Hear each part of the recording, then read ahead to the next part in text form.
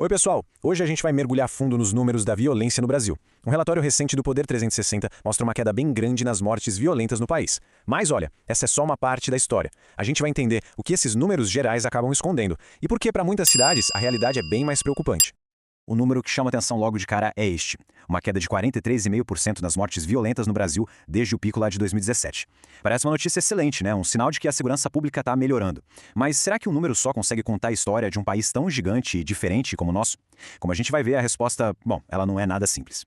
Então, para a gente entender essa complexidade toda, vamos começar com um quadro geral. E a verdade é que, se a gente olha para o Brasil como um todo, a tendência tem sido positiva sim. Uma redução consistente e bem importante nos últimos anos. A trajetória é impressionante, de verdade. Pensa só, o Brasil saiu de um pico super alarmante de mais de 60 mil mortes em 2017 para pouco mais de 34 mil nos dados mais recentes. É uma baita redução, quase pela metade. Um progresso que, olhando o país todo, não tem como negar. Mas é exatamente aqui que a história começa a mudar. É que quando a gente para de olhar para a média e dá um zoom nas regiões, nossa, o cenário muda completamente. Essa melhora geral acaba, na verdade, mascarando uma crise de segurança muito séria e concentrada principalmente lá no Nordeste. A diferença é gritante. Olha só isso. A taxa de mortes violentas no Nordeste chega a 26,9 para cada 100 mil pessoas. Isso é muito mais alto que a do Norte e mais que o dobro da taxa do Centro-Oeste. Então, fica bem claro que o problema da violência no Brasil não é igual em todo lugar, né? Ele tem um epicentro muito bem definido.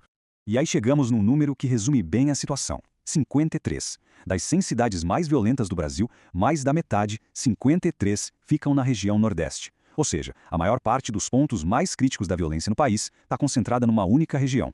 Tá, então vamos dar um zoom ainda maior. Se o problema está tão concentrado no Nordeste, quais são exatamente as cidades que estão sofrendo mais? Onde é que a coisa está mais crítica?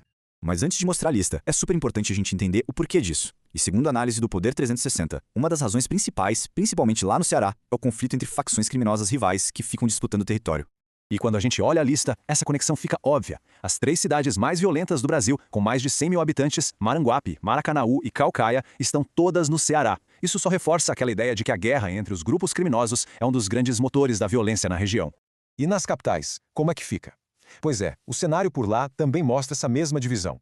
Enquanto a média do Brasil melhora, algumas das nossas principais cidades estão, na verdade, ficando mais perigosas.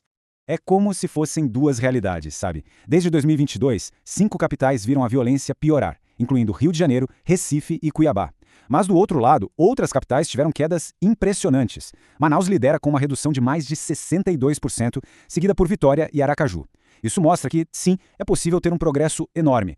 Aí o relatório do Poder 360 traz mais um dado para essa conversa, que é a parte política. Ele faz um cruzamento entre os números da violência e o alinhamento político dos governadores. Vamos dar uma olhada no que essa correlação aponta sobre os estados mais perigosos. E aqui um ponto muito importante. A reportagem aponta uma correlação, tá? Não uma relação de causa e efeito. O que os dados mostram é que dos 10 estados com as maiores taxas de mortes violentas, 8 são governados por políticos de esquerda, 1 é de centro e 1 é de direita. É isso que a fonte apresenta sem fazer nenhum juízo de valor. E só pra gente fechar, um detalhe técnico, mas que é importante para todo mundo ficar na mesma página. O termo morte violenta que a gente está usando aqui inclui homicídio doloso, feminicídio, latrocínio e lesão corporal seguida de morte. Também é bom saber que as mortes por intervenção policial não entram nessa conta porque os dados para isso não são detalhados por cidade. E para fechar, fica aqui uma pergunta para a gente pensar. A queda nacional nos índices de violência é, sem dúvida, uma ótima notícia.